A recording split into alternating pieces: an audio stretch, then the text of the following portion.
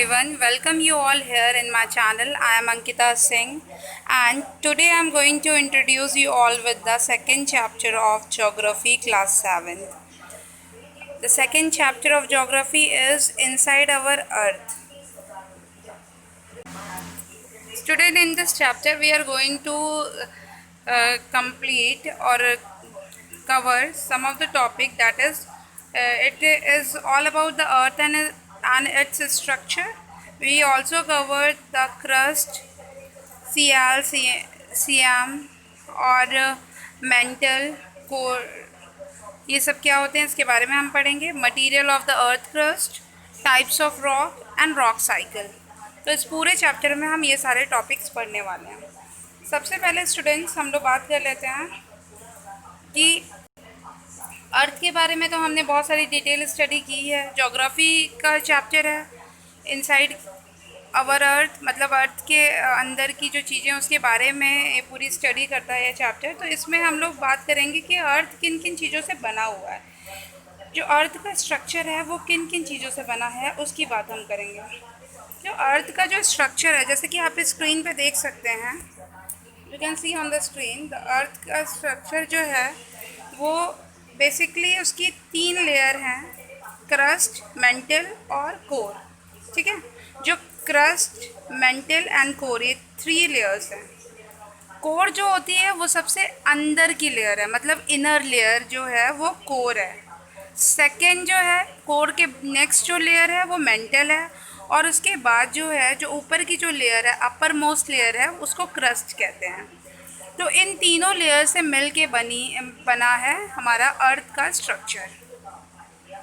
तो इसमें हम लोग तीनों लेयर्स के बारे में पहले हम पढ़ेंगे. जैसे कि सबसे आउटर मोस्ट लेयर जो है, आप स्क्रीन पे जैसे देख सकते हैं, आउटर मोस्ट लेयर हमारी कौन सी है? क्रस्ट है.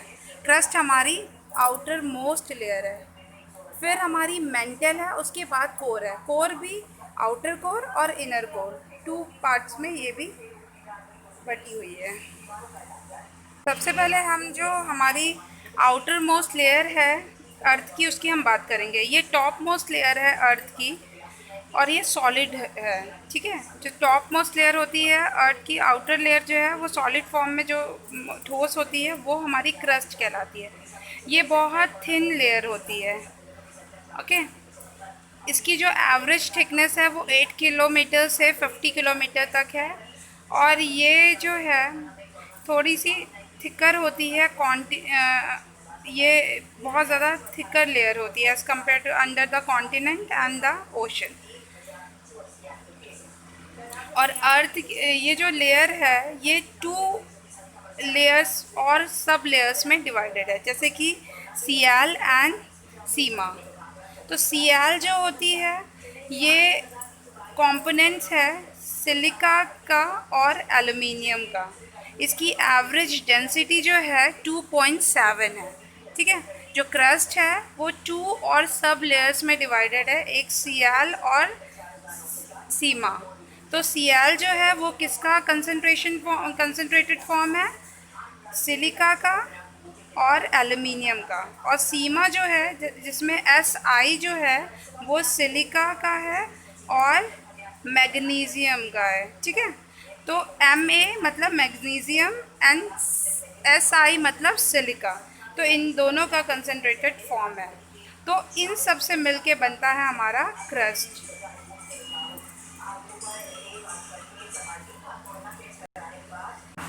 Next is mental.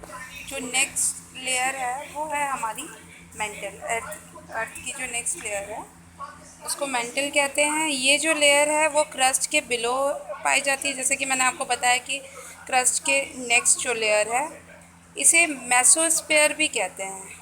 मेसोस्फीयर भी कहते हैं इस लेयर को. और ये जो है ये थोड़ी डेंस होती है, और इसकी एवरेज डेंसिटी जो है, इसका घनत्व जो है वो 3.2 है. इसके बारे में आप सब पढ़ सकते हैं, आपकी बुक में भी दिया हुआ है ये. और ये इसे मैग्मा का स्टोर हाउस भी कहते हैं. ठीक है, और ये जो पूरा इसकी जो थिकनेस है, इस पूरी लेयर की जो थिकनेस है वो 2900 किलोमीटर है। तो ये जो है आप देख सकते हैं, इसके बारे में भी मैं आपको पिक्चर से दिखाती हूँ। ये देखिए, हम मेंटल की बात कर रहे हैं, ठीक है, क्रस्ट के बिलो की लेयर की बात कर रहे हैं। देन इसके नेक्स्ट जो लेयर है, वो लेयर जो होती है वो कोर कहलाती है, मतलब कि इनर लेयर। इनर लेयर जो है वो कोर कहलाती है। जैसा कि आप देख सकते हैं, आउटर कोर, इनर कोर करके दिया, येलो कलर से जो शो हो रहा है वो अर्थ के सबसे आंतरिक लेयर है। तो अब हम बात करेंगे कोर की। आप इस डायग्राम में भी देख सकते हैं, crust, mantle, then core, inner and outer core, इसकी लेयर्स यहाँ शो हुई हैं। इससे भी आपको एक एक मतलब कि सर्कल है, ये सेमी सर्कल है, ये अपवर्ड डाउन सर्कल है, ठीक है। और इसमें देखिए आपको कोर भी क्लियरली दिखा है, जो बीच में वाइट कलर का सर्कल है that is core. Then next to it is that grayish portion is the mantle and the yellowish portion is the crust. Okay, तो ये भी आपको इससे भी समझ में आ जाएगा कि इनर की बात हो रही है। नेक्स्ट कोर की अगर हम बात करें तो कोर जो है वो सेंटर ऑफ द अर्थ कहलाता है। इसको बेरिस्फीयर भी कहते हैं और इसकी जो एवरेज डेंसिटी है वो 10 to 12 है। कोर जो है वो दो कंपोनेंट से मिलके बना है, Ni और Fe। Ni मतलब निकल और Fe जो है ये आयरन के लिए एक सिंबॉलिक, जो आयरन का सिंबॉलिक है। और ये निफ़े भी इसको हम कह सकते हैं। निफ़े से बना हुआ है। निफ़े मतलब निकल एंड आयरन। सो ये जो है इसकी ये बहुत ज़्यादा इसका हाई टेम्परेचर होता है, एक्सट्रीम हाई टेम्परेचर, क्योंकि अर्थ की बिल्कुल निचली सतह पे है। इसका जो टेम्परेचर है it about 3000 degree Celsius to 6000 degree Celsius, ठीक है। तो ये बहुत ही गर्म सतह मानी जाती है। और यहाँ पे बिल्कुल जो इनर कोर है वो सॉलिड होता है और जो आउटर कोर होता है वो लिक्विड फॉर्म में होता है। नेक्स्ट हम लोग बात, तो ये हो गया हमारी अर्थ का जो स्ट्रक्चर है वो किन किन चीज़ों से मिलके बना है। अब नेक्स्ट हम लोग बात करेंगे material of the earth crust. Earth crust में कौन कौन से मटेरियल है। तो मेनली जो अर्थ का जो क्रस्ट है, मतलब जो हम आउटर क्रस्ट की हम बात करें, जो क्रस्ट है, जो सबसे आउटर मोस्ट स्ट्रक्चर है अर्थ का, उसकी अगर हम बात करें तो ये दो कंपोनेंट से बना है। इसमें रॉक्स भी पाए जाते हैं और मिनरल्स भी पाए जाते हैं, ठीक है। लिथोस्फीयर ही कहते हैं जो सरफेस हमें दिखता है, जो ज़मीन का हिस्सा हमें दिखता है जिसमें, वो हमारा लिथोस्फीयर कहलाता है। तो ये जो लिथोस्फीयर है ये दो चीज़ों से मिलके बना है, दो कंपोनेंट से मिलके बना है, रॉक, अनदर इज़ मिनरल्स।